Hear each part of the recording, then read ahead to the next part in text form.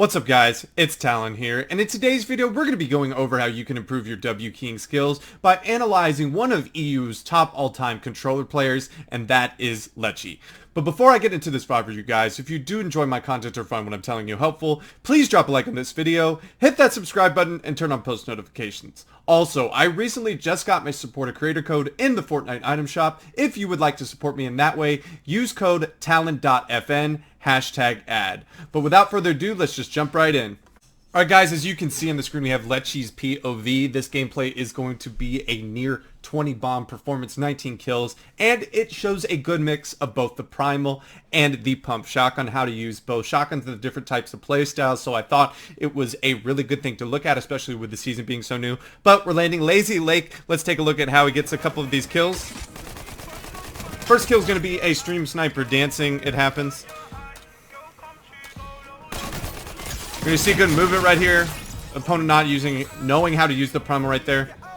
This is really great right here. You're going to see the importance of piece control and then crosshair placement. Let's just take a look at that in slow motion because it is incredibly important for ending fights, and you're going to see him piece up these opponents early, ending these fights fast and allowing him to get quick materials. So we're going to see him fry this individual, but here right now is very nice clean mechanics. You're going to see him get the front wall, beautiful cone right here, reset immediately, then edit back forward. The opponent is basically trapped, cut off guard, and then using the OP primal shotgun to dominate right there. And then we're going to go into this next engagement, which is another example of preemptive piece control. Predicting his opponent is going to the right, he does what's called a pre-box. He actually catches him in the cone, is at a right-hand peak, hugging that wall completely, and that opponent is basically trapped. And that's a very nice, quick first two eliminations in slow motion.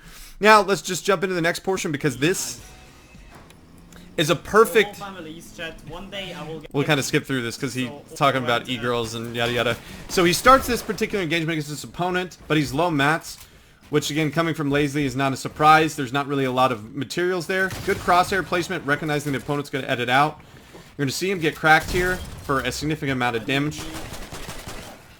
Good right here. Notice that constant crouching up and down as he does. He tries a good right-hand peek here. And the opponent's actually getting a lot of lucky spray through with the primal.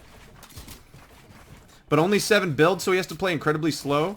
And this is a good example of being patient and waiting for your opportunities. Now, he scuffs an opportunity here. He uses the last of his mats, but he doesn't panic, right? He never seems incredibly panicked. He knows the situation. He goes back to a full box.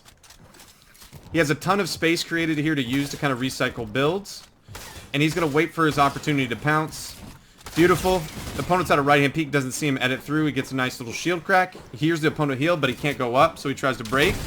Gets more and more chip damage. He's also shambles on ammo with only 2 shots. There just doesn't look any panic on his face. It just looks very, very focused, waiting for his opportunity to strike.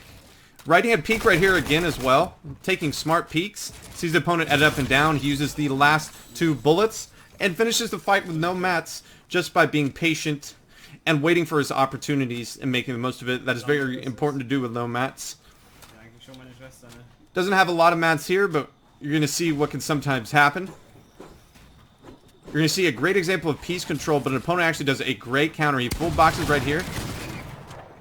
And the opponent actually phases the ramp and cracks and almost kills him. But then you're going to see how OP it is. Now, the only question I have for that opponent is, one, why is he chopping the wall in front of him while he's getting shot? The opponent actually made it a great counter, but this kind of shows the difference in playstyle. You're going to see Letshe take a lot more. He did have some angles in this last fight, but as opposed to what you're going to see in most of the kills with his primal, it's just brain dead. What the type of play, like going in right here, getting the piece control. A more safe play would be to sit there behind that left wall once you get this back wall, because you cycle in, and opponent actually makes a great counter. He X8s the cone, catches Letshe incredibly off guard. But you can't blame Letshe with how powerful the shotgun is. Look, ducking back to right-hand peak to finish that fight incredibly fast. The opponent literally had him one tap and then loses the fight almost instantaneously. Unfortunately, the primal shotgun nerf was not significant enough for it to actually make any difference in game. Despite what Epic Games tells you, it is still an incredibly strong gun. Now, you're going to show a hilarious clip right here. He just looks, his editor put in there to show just how annoying sometimes this season is with the makeshift and primals having just such great amounts of bloom. You're going to see him eventually get this opponent, but you notice Letshe kind of getting every piece slowly, methodically building up, always making sure his angles are covered right here, and then crosshair placement, and ends the fight in less than seconds. That's like kind of the brain deadness of the Primal. People that are smart are not going to edit on it, but you're not always going to get those players. You're going to see kind of the same thing right here. This opponent is he's going to sit here on a right-hand peak on a wall. He just breaks through and then crouches, immediately crouch spamming up and down, and boom, the opponent's completely dead. This is good recognition that the opponent's in the cone. You're going to see this quite a bit. Always check cones. This is a good rule of thumb for arena. If you ever see a box in arena, always maybe tap fire the cone or maybe bait the cone, because this is exactly what Letshe does here, and you're going to see he sprays through wildly and barrel stuffs, and this is kind of like what I'm saying, like an absolutely brain dead playstyle, but unfortunately that's kind of what the gun brings to the game, and that's why not a lot of professional players like it, because almost anybody can do that. It takes no skill. Opponent again in the cone. Now this is going to be an important technique right here. I see Reet do this a ton. It's editing a cone, turning it into a ramp to Metro Classic. It's really, really good. I think the little nuanced thing that almost every player should do with it is place that cone. We saw this in the previous VOD review with the deal. It's just when you do this Metro Classic, to really maximize it, really make sure you place a cone down also when you go in. I really like the cone makes it a little less predictable too if you edit the cone into a ramp. Reet does this a ton. But notice how it's one wall and then he edits into a ramp. That notices he gets the wall one tap, 55 HP. So he goes in and then immediately places that cone because that opponent can't go anywhere, right? He's got him in his build blueprints. There's nothing he can do. The fight's over, especially with a barrel stuffing gun. If you get that cone in there, it's so much better because what can end up happening is you get a ramp in front, the opponent either escapes or makes a good edit play on you, and doing it with editing the cone up is a little bit, again, like I said, less predictable than just placing a ramp and doing it. So with the ramp, sometimes it's really telegraphed, and people with good crosshair placement can really counter it, in my opinion. So doing it with a ramp or with a cone is really, really nice. It gives it a little bit more deception, unpredictable, and he caught this opponent off guard, and the cone is also what saves it. Now he sees opponents here, and he's like, oh, I want to get a spaz. He's going to speak in German for it. I used to be fluent in German, so I know a little bit of what he's saying, not everything. Same thing, like, lets the opponent edit out and then dead. Like, that's such a brain dead play style. And that's kind of what this gun rewards, but we're going to fortunately get some nice spaz gameplay here. And it's just kind of showing, like, how it's not skilled. He's just sitting there just barrel stuffing people. This is a good example, too, right here. Even pros disengage from fights when they're getting high kill games. This was really interesting. You're going to see this kind of fight that just kind of, he's just using a lot of mats for no reason, looking for an angle that's sitting in a bunch of old builds. They gets like a find a far zone. This is a good peek, though. Maybe looking for an attempt. And he kind of just sits here up and doesn't do anything. And then he just eventually decides to disengage. Basically saying you're cringe for that. And so he gets to another engagement, right? And she's like, okay, I'll deal with you later. Like, I don't want to sit here. It's another good example that you're going to see this fight takes significantly longer than most, and him play so much safer as opposed to with a primal shotgun. It's almost it's playing to the weapon, which is kind of part of the meta. That's a good attempt. Unfortunately, the guy that he's fighting isn't actually bad at all. He doesn't really leave himself open for too many shots. That was a good chance. Just Letshe couldn't get it. He gets just out of the way a lot. Look at Letshe here looking for tons of different angles. Letshe is using a ton of mats to create space. Look at that. A good attempt at a cone, but the opponent gets up just in time. This opponent almost nearly double edits on Letshe, but so much slower pace. He goes, he said, I forgot I'm playing a solo cash cup. But he finally gets up a little bit, and you're going to see him continually get tagged by this person above, and you're going to see him get pretty annoyed with it. And this opponent's going to get on the wall. Scuffs his opportunity right here to get the piece control, and the opponent gets out. Double, edit up, and then a little bit the opponent edits down. I like the decision to kind of get the minis off here, and then push. Spray through, doesn't get it. This is good recognition where your opponent's going. He edits down. Pump doesn't shoot, and then an immediate duck down. The opponent is kind of stuck. He said, my god.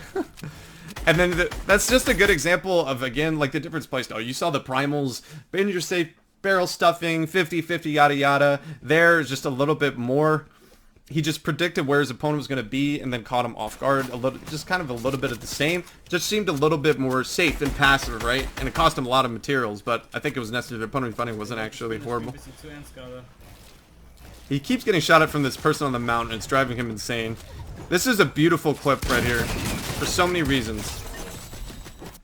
One, it's pickaxe baits. Two, it's exit strategy. Let's take a look. Why is this important? It's important for so many reasons to do this, because you can end fights so fast doing this.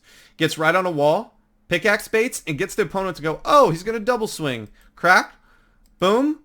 One, it's primal shotgun. This is why it's almost key this season. You have to have an escape route against this primal shotgun. It's exactly what he has right here. He has an escape route he edits, and the opponent tries to go for more shots, but because of that escape route, he's wide open. Free 101 crack left on the opponent's shield, and that's a GG's. Just smart escape route, pickaxe bait, ends that fight quickly. He gets a nice little refresh on mats that he needed, and that way he can deal with keying the rest of the lobby. He said for 30 minutes just sitting on top of the zone spraying. It's so cringe. Now this opponent's a kind of a little bit of an example of what I would call a lost puppy, just kind of building wildly, not really doing anything efficiently. See Letshe kind of scuffing his mechanics. You're going to hear him actually get fried here in a second. Let me turn up. You hear that crack on the fried, and this is so great piece control. I'm not even going to say it. It's so crucial. You know, cones are the farthest building piece. And that's what you're going to see is his frustration with this person that's been sitting up here the entire time. Smartly doesn't go in there, but then he has 10 RPGs, so he's like, I'm just going to grief you. Du hast es so verdient zu sterben. Also das ist halt, ich cringe mich so weg bei solchen Leuten. And then he actually rockets himself down. Now this is going to get him in a little bit of trouble. And this is a good example of where being emotional can get you in trouble. You don't not focus on zone. He frags him off, and then he gets absolutely fried, and this is why you don't want to be in the back of zones of moving. He's absolutely incredibly lucky to survive this. He gets this nice little pickup. That was a good right hand peek. But he's going to get held by the rest of the people in the lobby. There is 3 more. And look, he only has 27 builds, all in wood too. He's really fortunate he's able to get his heals off. I don't know. This RPG, I believe, is going to save him. This is such a smart little nuanced thing. Such a smart little nuanced thing.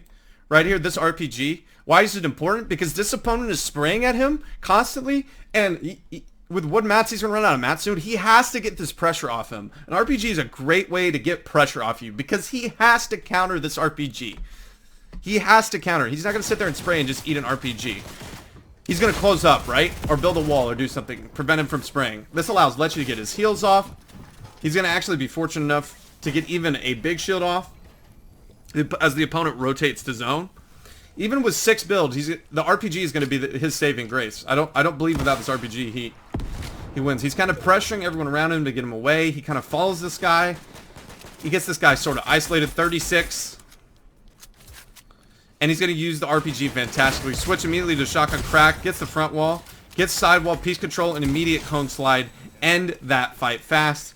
And look at that max. Now we're at 3-1-1 as opposed to basically shambles 6 builds.